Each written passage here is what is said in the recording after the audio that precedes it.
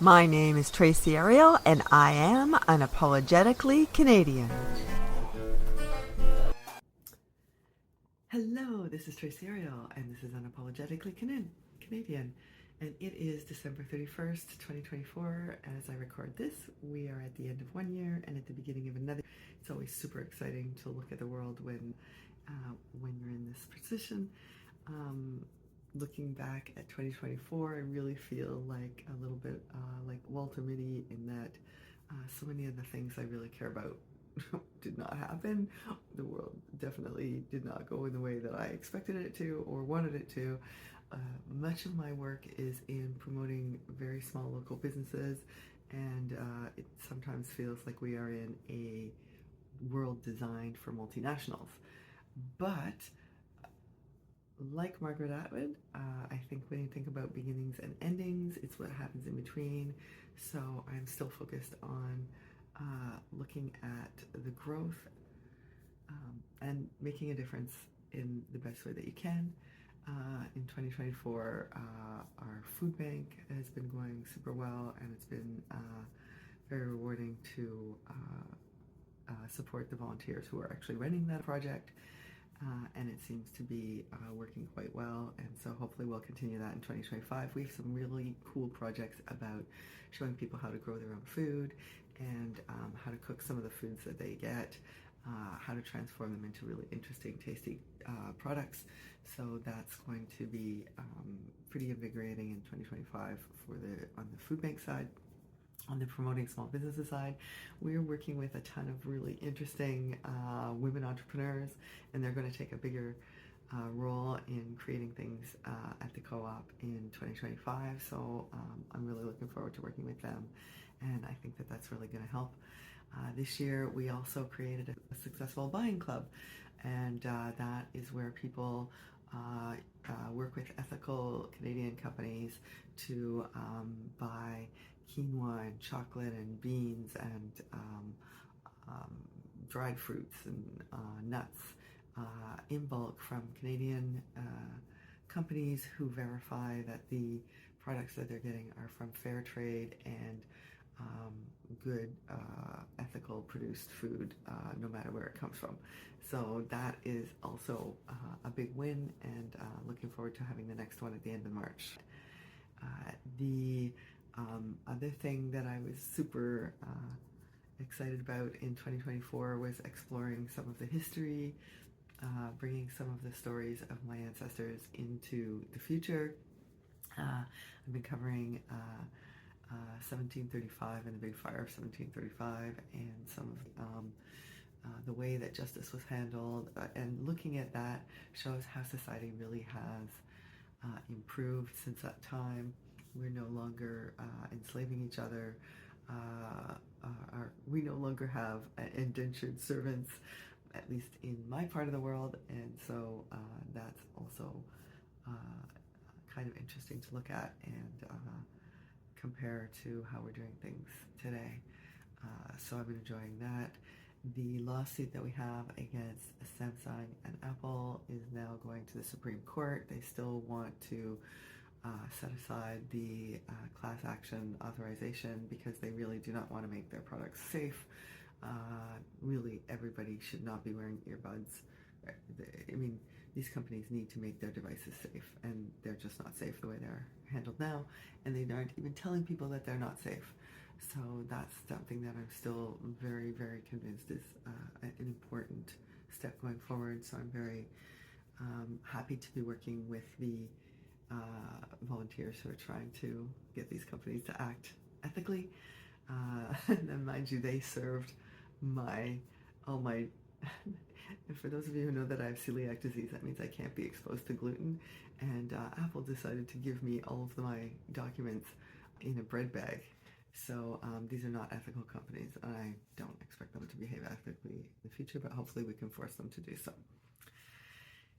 Then on the gardening side, our garden is still producing food all year. We actually had a wonderful kale salad earlier this month, fresh from the garden, and yesterday my husband picked fresh mint from the garden. I can't even believe it, for the lamb that we'll be serving today. So that's actually super super interesting. And in 2025, I'm going to try and optimize some of my communications around how to grow a garden well when you're in an urban setting. And we have some really interesting partners who are doing similar things in other countries. And I'm going to be part of a delegation in later this month, late in January, to see how they're doing it, so that maybe I can bring some really interesting techniques from Kenya, from Nairobi into Verdun. We're trying to make we're basically creating a partnership between the organizations there and the organizations here, and it's going to be really fascinating learning from other people from around the world to try and figure out how to grow food better. On the health side, I'm still exploring the world of intermittent fasting. You may have heard of that great Canadian leader, Dr. Jason Fung.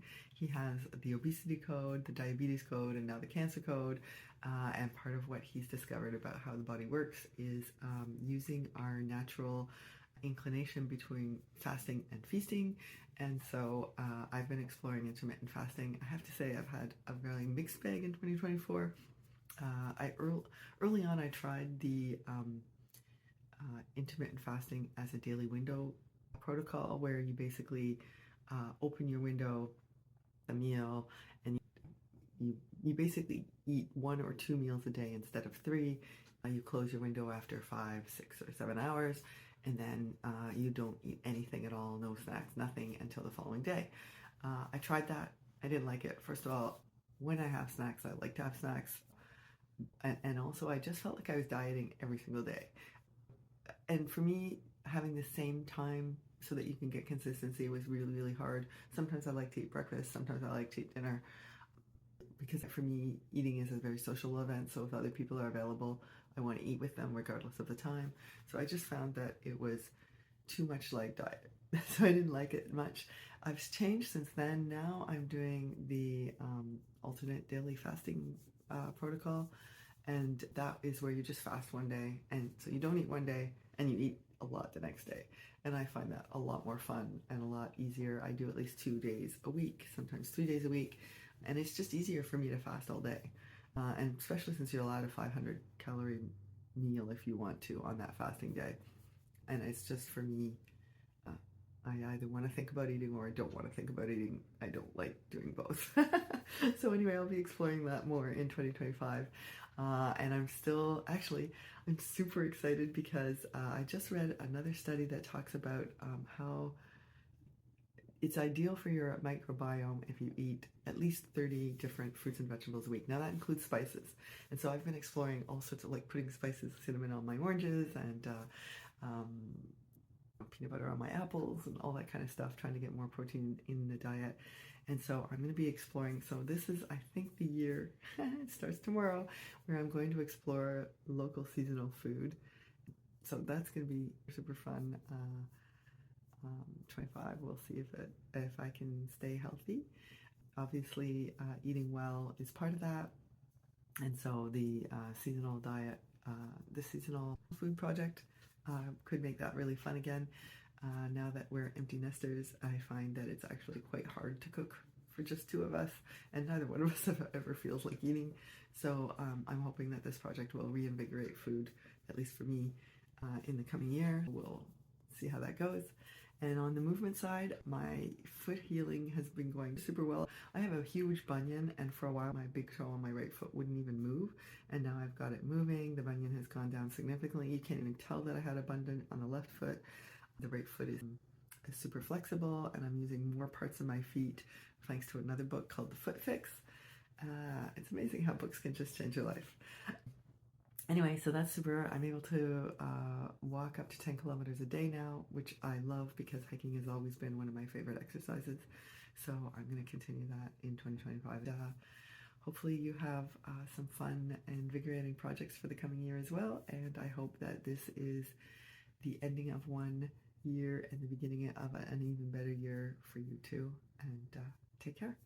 See you next week.